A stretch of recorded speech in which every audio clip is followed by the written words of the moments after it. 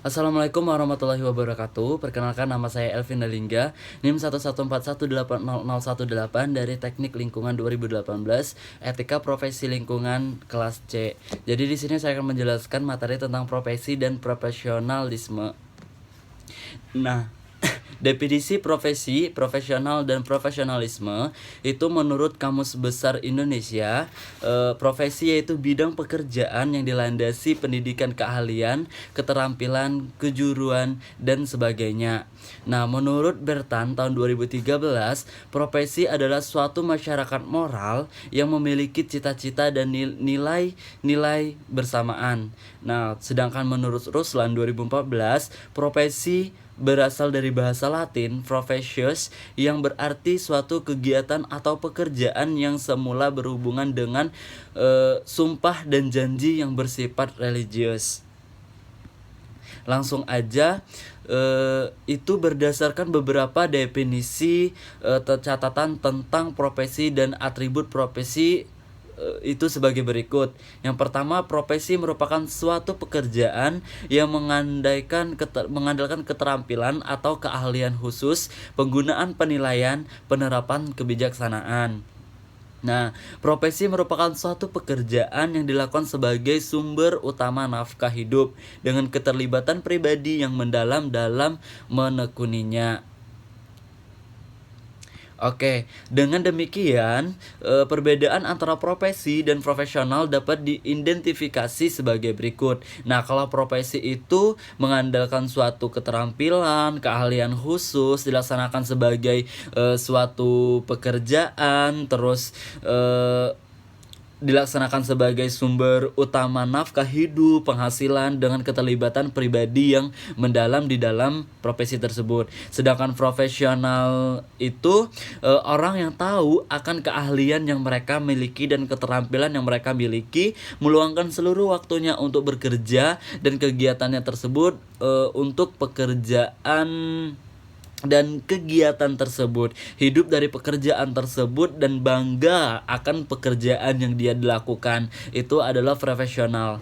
Seorang profesional secara umum memiliki ciri sebagai berikut. Ini ya yang harus dinotis, ciri-ciri dari profesional. Yang pertama, memiliki kemampuan skill atau pengetahuan yang tinggi yang tidak dimiliki orang umum yang lainnya seperti yang mereka miliki. Memiliki tanggung jawab yang besar, memiliki tanggung jawab profesi, integritas pribadi, terus memiliki kode etik yang merupakan standar moral bagi setiap profesi, memiliki jiwa yang pengabdi kepada masyarakat sebagaimana profesi yang mereka tekuni, yang disandang, mereka itu memiliki jiwa pengabdian kepada masyarakat yang sangat besar.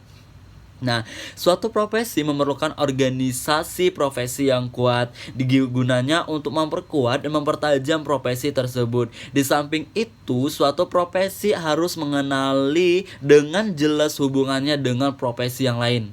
Oke, suatu profesi itu harus mengenali hubungannya yang jelas dengan hubungan yang lain. Itu maksudnya merupakan gimana ya? Misalnya kalian mempunyai profesi antara yang satu dengan yang lain, kalian kalau mempunyai hubungan itu akan semakin erat gitu loh. Itu makna mengenali dengan jelas hubungannya dengan profesi yang lain. Contohnya kayak antara profesi antara polisi sama yang di bidang administrasi atau yang di lain, itu profesi yang saling harus mengenali antara satu dengan yang lainnya.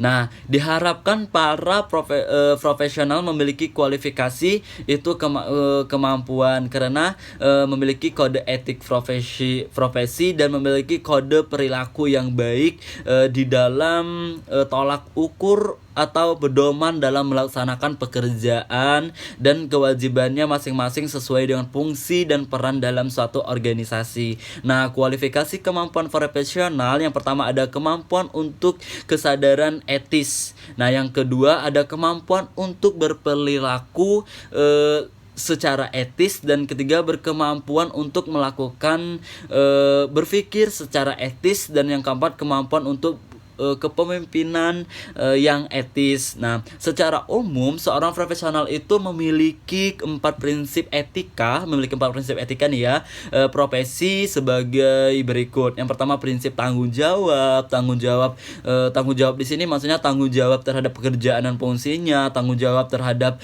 dampak atau akibat dari tindakan atau perlakuan profesional yang mereka kegiati, prinsip keadilan mereka, prinsip otonomi mereka, prinsip integritas moral. Itu seorang profesional harus memiliki prinsip etika yang saya sebutkan tadi. Nah, syarat-syarat profesi itu yang pertama menguasai ilmu secara mendalam di bidangnya. Oke, ini sangat penting karena kalau kita tidak mendalami ilmu di dalam bidang kita, maka kita tidak akan disebut dengan profesi. Nah, mampu mengonversi ilmu dengan menjadi keterampilan. Oke, ilmu yang kita miliki kita akan transfer menjadi suatu keterampilan yang berguna bagi banyak orang, diri kita sendiri dan orang-orang sekitar kita. Yang ketiga, selalu menjunjung tinggi etika dan integritas profesi.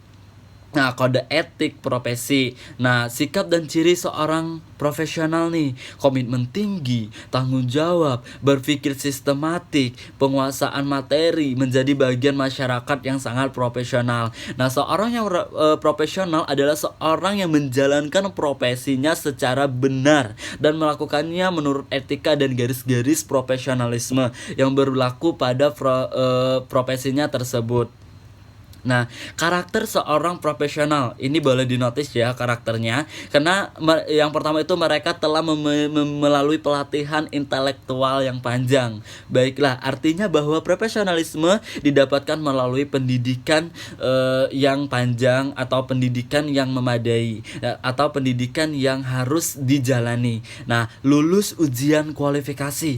Oke, di sini karakter seorang profesional itu harus lulus ujian kualifikasi. Artinya bahwa profesional tingkat harus menunjukkan penguasaan pengetahuan tertentu. Nah, yang ketiga, keahlian virtual. Oke, karakter seorang profesional bahwa keahlian profesional sangat penting bagi perjalanan fungsi masyarakat yang benar. Yang keempat, monopoli. Artinya masyarakat memberikan hak monopoli kepada seorang untuk melakukan pekerjaan di bidangnya. Yang kelima, otonomi, yaitu bahwa masyarakat mempercayai profesional untuk mengatur dirinya sendiri. Yang keenam itu ada kode etik, karena para profesional diatur oleh aturan yang diterapkan pada dirinya sendiri. Oke, nah yang mana sifat-sifat harus dikembangkan dan meningkatkan kesempatan untuk meraih kesuksesan dalam karir keteknikan. Nah, yang pertama ada kemampuan interpersonal, kemampuan berkomunikasi, berkepemimpinan, berkompetisi baik, berpikiran logis, mengikuti sampai tuntas, berpikir kuantitatif, pendidikan yang berkelanjutan, menjaga sebuah perpustakaan yang profesional, keandalan, jujur, organisasi, daya nalar, keingintahuan, kreativitas, dan yang terakhir adalah keterlibatan dalam suatu komunitas. Keikutsertaan dalam organisasi profesi itu sangat penting. Nah, itulah yang dapat saya sampaikan. Lebih dan kurangnya mohon maaf. Wassalamualaikum warahmatullahi wabarakatuh. Terima kasih.